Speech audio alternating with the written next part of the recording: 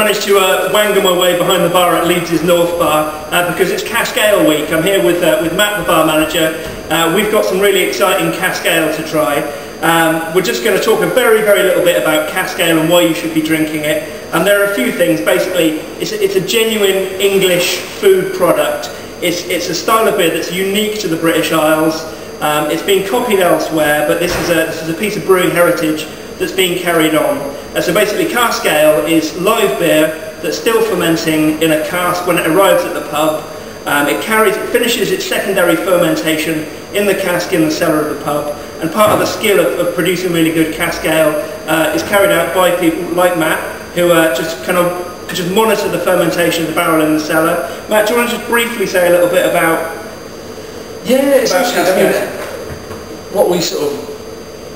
what we kind of tell people, how we train our staff, is that the Cask Ale comes and it's alive, and it needs to be looked after very carefully because of that. And there's a certain amount of time, which is called stillage, which we need to be aware of when we're putting ales on and make sure that they're served at their best. The stillage is the time it takes for the beer to ferment and drop dry. Yeah, basically. Okay. It comes and it gets. I mean, we basically say beer has 5 lives, so it loses a life or 2 getting delivered. Okay. And then once it gets to the floor, we can only really move it 3 more times. Okay. Bearing in mind, one of those times is to take the beer and put it onto the rack, which is a sort of little thing that slides and what we serve beer off. Okay. So we can move the beer twice. Okay. And if we do it more than that, then we're likely to harm it in some kind of well form. So we have to be very careful with it. Cool.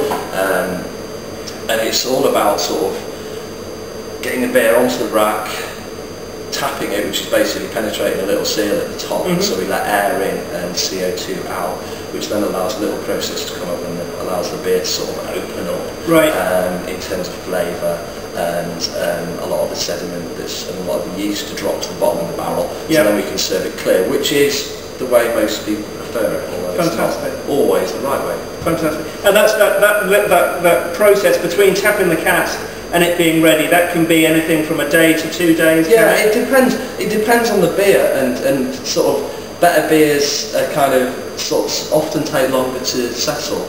You know, that's not always a rule, but for instance, things like marble, I need to rack for 24 to 48 hours before I actually tap them, otherwise you get a beer shower, which is, you can imagine what that is. And if you come to North Bar occasionally, you'll see people covered in beer and they haven't just been getting pissed in the cellar, they've been tapping barrels, but certain barrels will be quite level and they'll just tap and you'll be able to serve them within 12 hours, or some even in 3 or 4 hours.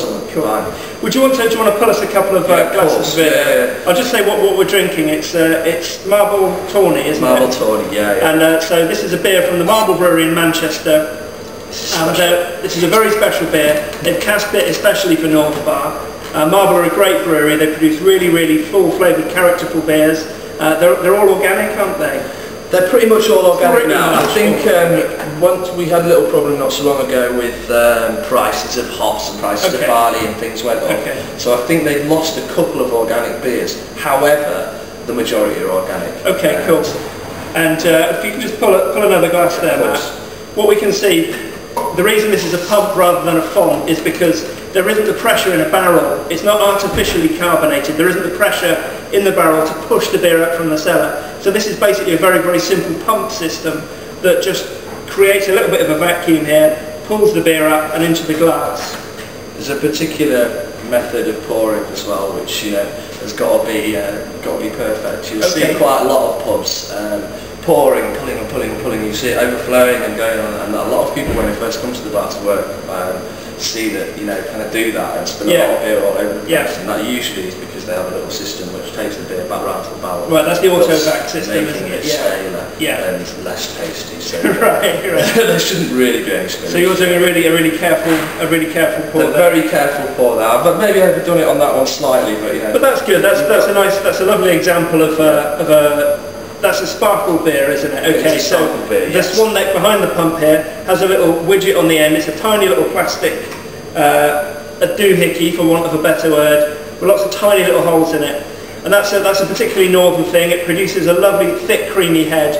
What you find is that a lot of the hop character gets pushed up into that thick, creamy head, which essentially means it takes it out of the beer, into the aroma. You know, some people like it, some people don't.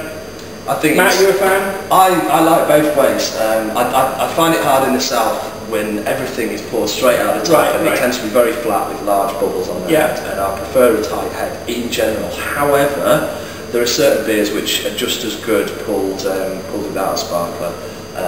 And a lot of brewers now specify it without a sparkler as well. That's interesting. And the important thing is for people to try both, see what they prefer, and always to ask if they want something with a sparkler, and if they want something without a sparkler, because we can do it. It's not a problem. Absolutely, yeah. Don't be afraid to ask for the sparkler to be taken off. If they say they can't do it, you're in the wrong pub. Go somewhere else, basically. Yeah. You'll always take a sparkler off, won't you? We'll do whatever people want.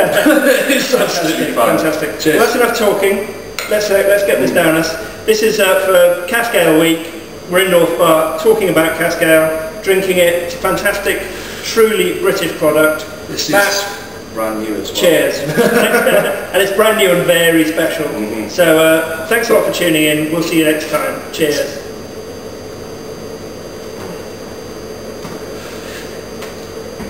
Oh, it's really good. That's amazing, isn't it?